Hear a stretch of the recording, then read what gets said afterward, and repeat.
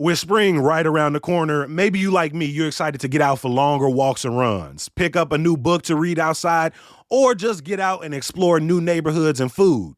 Or we could do all three wrapped in one. Our friends over at Read and Run Chicago are expanding to nearby Lamont for 3 different meetups. The group is like a combination running club, book club, and neighborhood tour, and each route in Lamont is about 3 miles paired with a different book from Pat Kamalier's Coratazi Historical Mystery Series. Afterwards, you'll get to sit down with the author and historian and sample some food from local restaurants.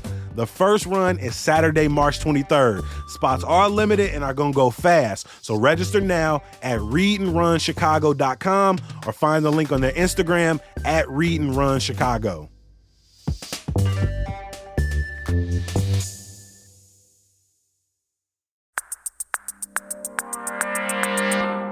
Today on CityCast Chicago, one thing I hate is a long-ass line. At clubs, concerts, museums, I much rather avoid them. But there's only one thing that throughout my entire life since I could remember, I've consistently waited for with little or no complaints. And that's the classic sweet steak sandwich on the far south side. So I took producer Michelle Navarro to Morgan Park's home of the hoagie to get the iconic meal on the bun. It's Wednesday, March 13th. I'm Jacoby Cochran, and this is What Chicago's Talking About.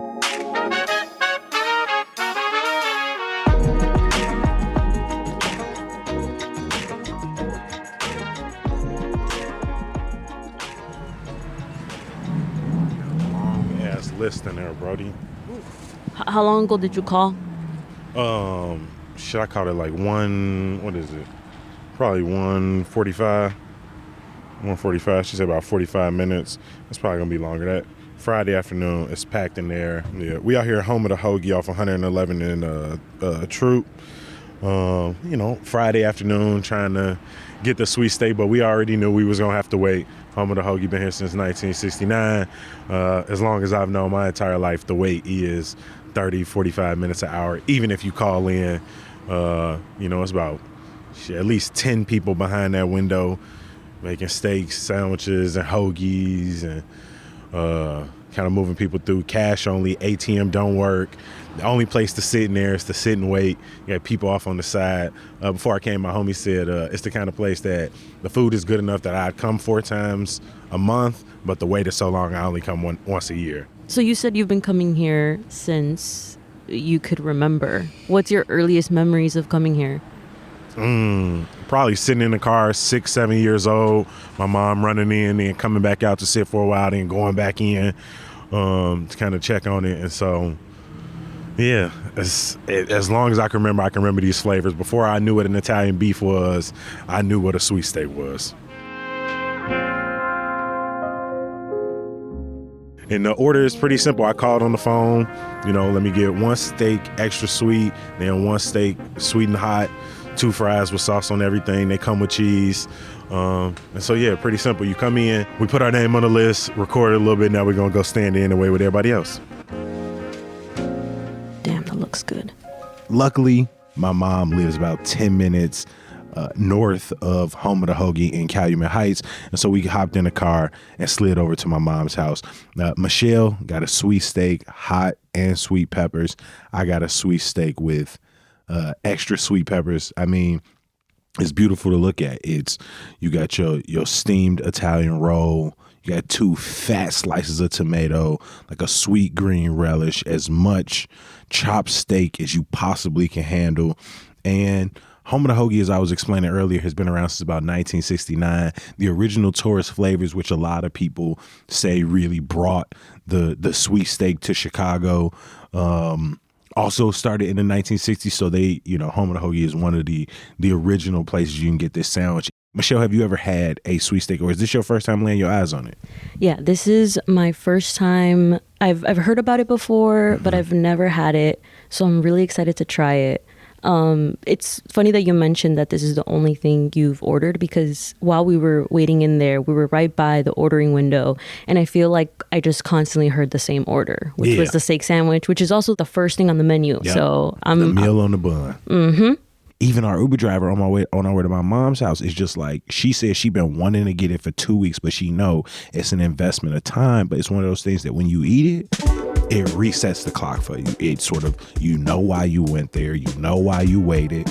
And you could tell there were people of all ages in there, from little kids all the way up to folks in their 60s and their 70s, waiting like they had just come from church for their sandwich, because they've known for, again, as long as I've been alive, as long as many of the people ain't never been alive, that they're going to do you right. They're going to make you wait, but they're going to do you right. So Jacoby, tell me, what makes the sweet steak sandwich a meal on the bun? I mean, because you got a little bit of everything. One, in Chicago, we obsessed with a fat ass sandwich. Whether it's the gym shoe, whether it's the big baby, whether it's the Italian beef, the sweet steak, and a host of other sandwiches, the gyro cheeseburger, right? The Euro, the hero, however people pronounce it, right? Chicago is in love with a sandwich in this because it has your tomato, your cheese, your grilled onions. Again, look at this, bro. This is just like spoons and spoons of steak all on this warm roll. It's a nap wrapped in aluminum foil. That looks so fire. Okay, so I'm looking at mine. You can't see the difference. I see that giardiniera. Giardiniera. Them tomatoes on top. It looks super saucy. All right, I'm going for it. Wow. Be careful now. Overload. I'm spilling everywhere. It's one of those meals that even if you tried to cut it up to make it a little bit easier, you're just going to leave yourself a bigger mess. Yep. So you might as well just grab it full scale and just go in. Luckily, the roll has very good integrity, because you could tell sopping in sauce, sopping in peppers. You got that cheese. Eventually, this thing is going to get soggy, but I don't think I've had one where the bread is just like breaking underneath me. Yeah. It's like the perfect amount of moist, and it's like soaked in the sauce. Yeah. And it's like you want it to be soaked in the sauce. This is so good. Like, I'm tasting, of course, the steak is like the star with that sauce, which is like the perfect amount of sweet. And because I got the hot peppers and the sweet peppers on it, I taste the difference in the just a kick of spice in there. And I love American cheese. Oh, me too. So my stomach don't always read. Real, I didn't grow up eating a lot of American cheese, but like Jibaritos have American cheese. Raymond's Tacos be adding American cheese to their tacos, and I love that. So having that American cheese in here too is just so good. Oh, that's so killer.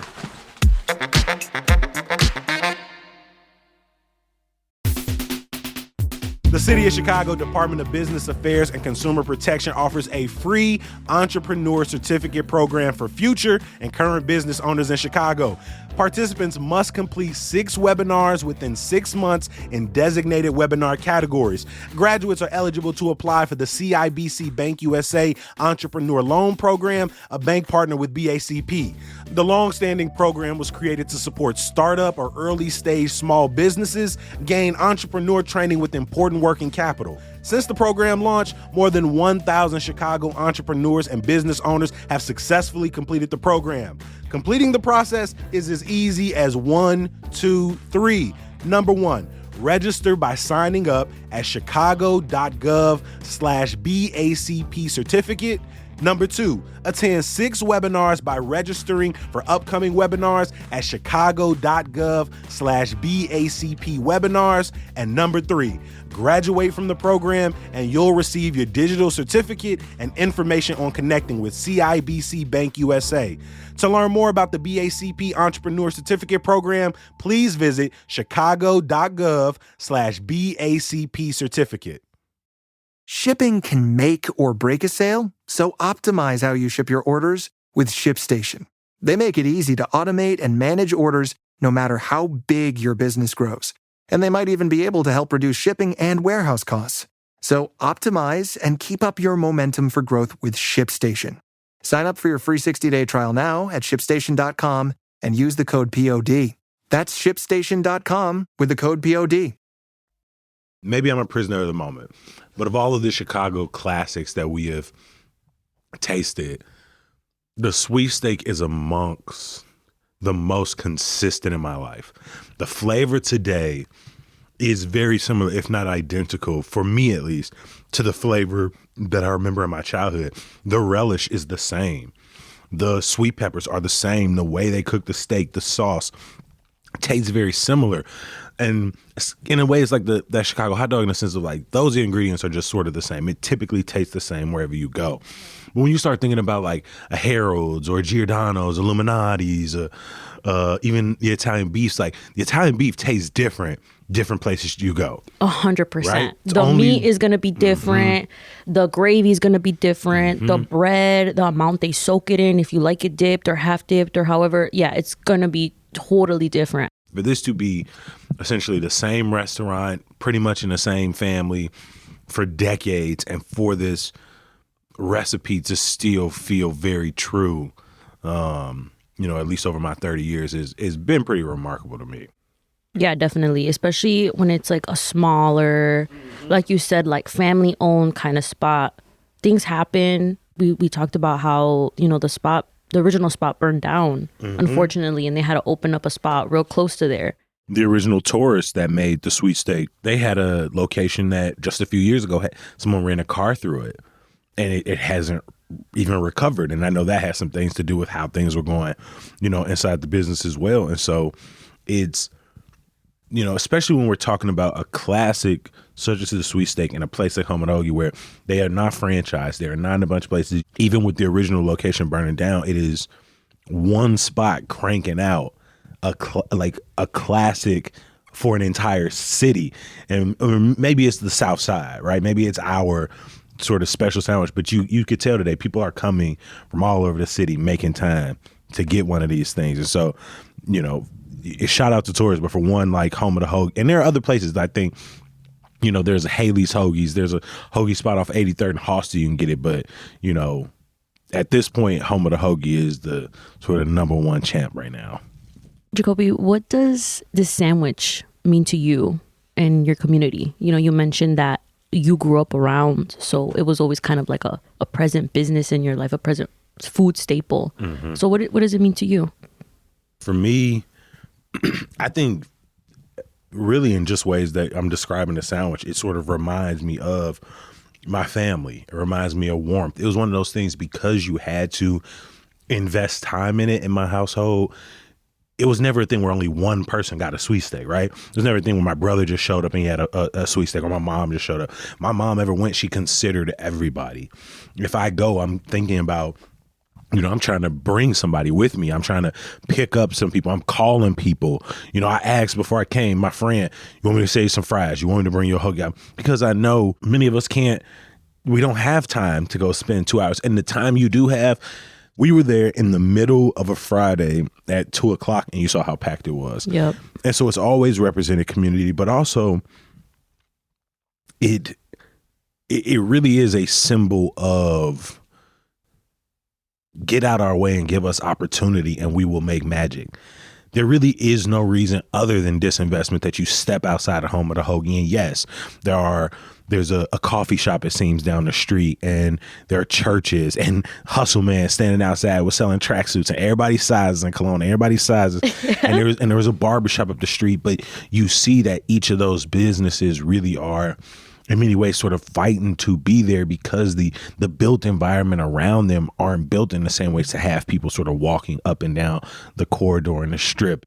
It is this gem that both sort of reminds us what is possible, but it also reminds us when you go over there, like you can't shake how frustrated you are that Morgan Park and Rosen and Pullman haven't been given more. For me, the fact that a sweet steak in one restaurant on 111th Street got equal amount of clout as a beef sandwich on Taylor Street, that is next to so much industrial and warehouse and has so much foot traffic, I think speaks highly to what the South Side, the far South Side, has always been capable of.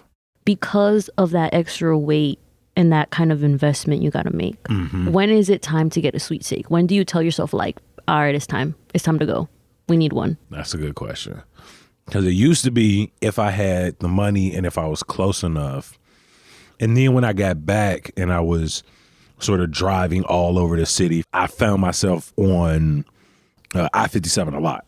And so if I could make time to get off on 111th, I just would. And I would just pull up at the end of a week, grab a sweet steak, grab it, put it in the car and try and eat it on my way home. And like nibble at the fries, nibble at the steak a little bit on the way home. But I do remember specifically when I got back home from grad school, within like a few days, I made my way all the way to 111th. And at the time, I was living nowhere close to it. But it was one of those things that when you went away to school and you talked about the story of growing up in Chicago, that was one of the things. It was like playing at the park, riding my bike up Ashland, you know, getting a sweet steak, like sweet steak similar to like in some ways like deep dish and Chinese food. Then was like the holiday foods. Then was like the it's been a good week and we not cooking foods in my household. Like it's why I've always like, it's a tangent, but it's like, it's why I've always continued to have love for like deep dish. People like, Chicago don't eat that. I'm like, in my household, it was like, my mom cooked all the time. Like, you know, even if it was just some cube steak or some sloppy joe or some spaghetti, she cooked all the time. Everything else was, do you have that money?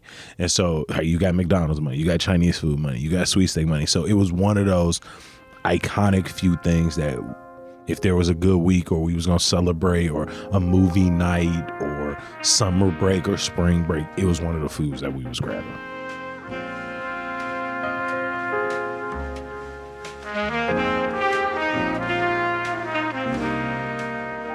To learn more about how the iconic sweet steak sandwich came to Chicago, go back and listen to our episode with Monica Ang and David Hammond, the authors of Made in Chicago, stories behind 30 great hometown bites. And to stay up to date on all CityCast Chicago has to offer, bookmark our website, chicago.citycast.fm. And to get the latest headlines and events in your inbox every morning, Monday through Friday, subscribe to our daily newsletter, Hey Chicago.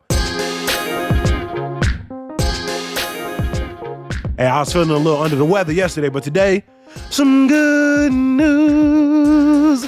The Rooted in Radical Youth Poetry Festival, the largest youth poetry festival in the world, is back this weekend with the semifinals at the Den Theater in West Town. The showcase is a celebration of the top 20 all-star poets and top 4 all-star group poems from the festival. You can check the show notes for more information and tickets. As always, we appreciate you for listening and reading. We're going to be back bright and early tomorrow. Hopefully you'll join us. Peace. That thinly cut ribeye, that smooth tomato, that great American cheese, that pickled lily and sweet pepper. The perfect nasty sandwich.